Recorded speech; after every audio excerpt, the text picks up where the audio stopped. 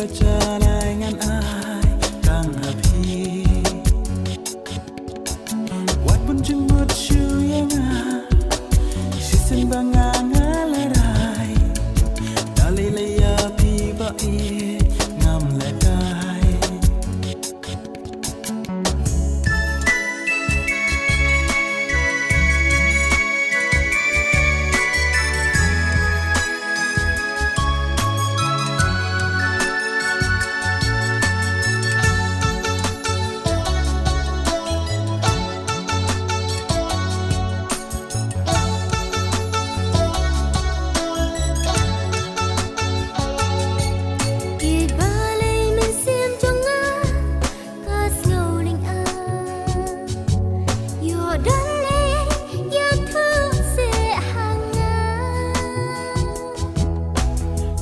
sen hika jing i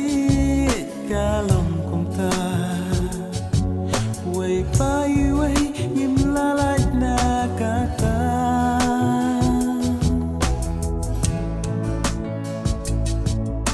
wat la ngam yo i pa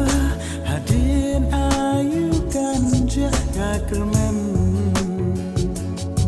ka jing i trong na trong pi kan nas kem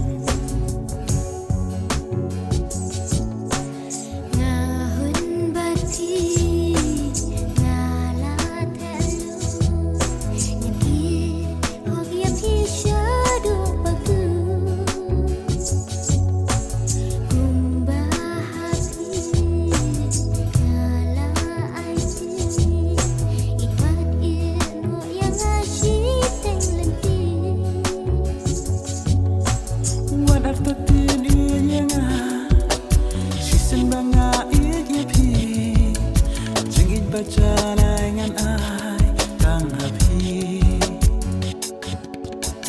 wat pun jemput shu yang sisen bangang alarai dalile ya pi ba i